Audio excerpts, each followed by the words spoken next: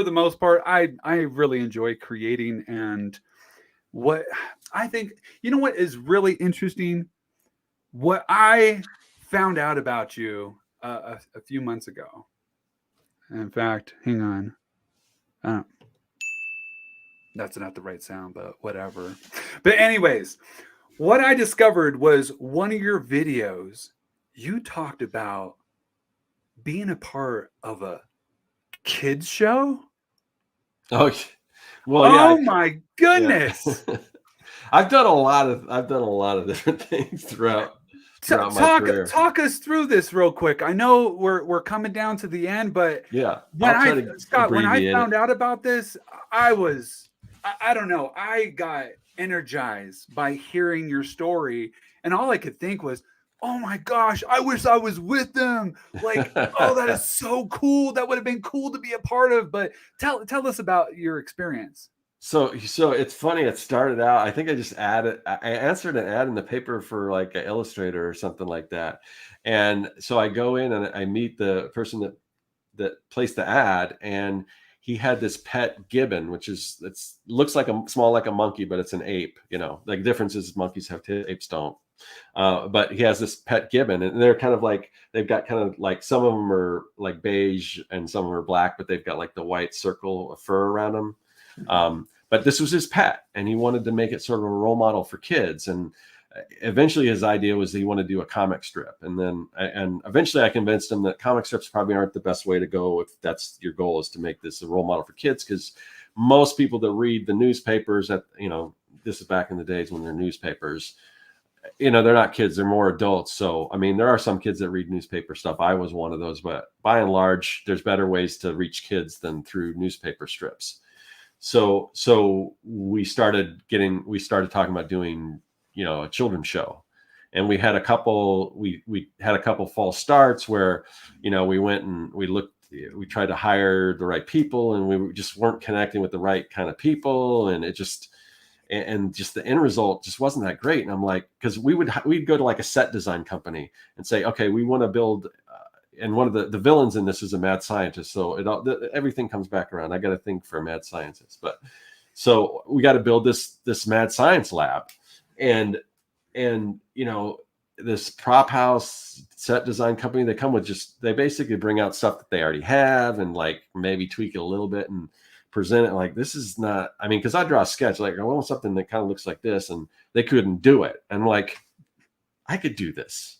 So I started looking into how to create sets and things like that. And we found this place that made, that built sets out of like styrofoam and things like big blocks of styrofoam. And so we commissioned them to do a couple pieces, like a little table and like a fireplace. But the rest of the stuff, and they were really cool. They let me see kind of how the process worked. And I'm like, we can make this ourselves. So I actually brought my brother on board, and we started building all these props and things out of foam. We built the Mad Science set, like it was kind of a castle. We built all the castle walls. We built the tree house that the main character lived in. He's an ape. And then we created this whole world around it. And basically the idea of the world, there's this island that they live in, and that island is it's where all the myths come from. So like Bigfoot, Loch Ness Monster. So we had a character who was kind of our version of like Bigfoot, our version that was kind of the Loch Ness Monster, and so on and so forth. And it all took place in this magic land. And it also had and then we started partnering with different production companies, and we eventually started going in sort of the environmental route. So it had environmental themes, and we hired people to build the costumes and things. And eventually, our third go round, our third attempt at doing this video turned out really good. We hooked up with the right, like I said, production companies and everything.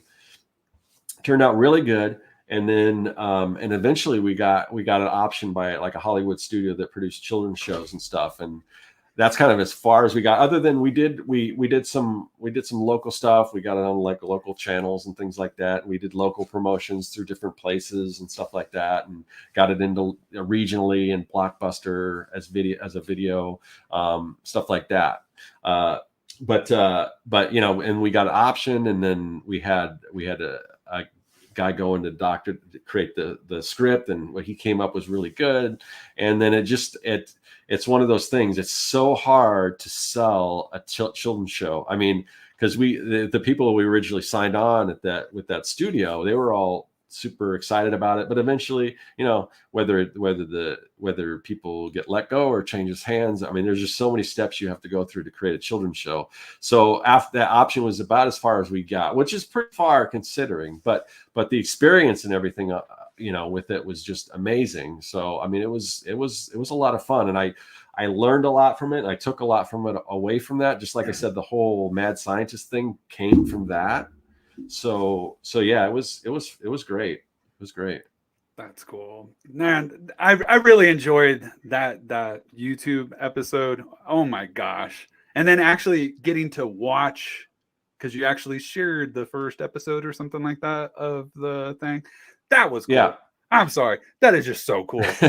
Yeah, you have to go to, there's a video, the actual video of the show is it's unlisted, so you can't just discover it on YouTube. Yeah. But if you go to my channel, if you find the video that says I created a children's show or whatever, and that video, I kind of go through some of the production drawings and things like that, and I talk about it.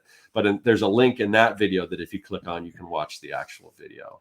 So go to his YouTube channel and check it out. And we've also, we got a question. We do. Looks like Mad Hotter. Sorry, I'm a little late. So y'all may have covered this, but Scott, how do you push past any lack of motivation or distractions, when you experience any? Oh, well, yeah, I definitely, the distraction thing, yes, because I have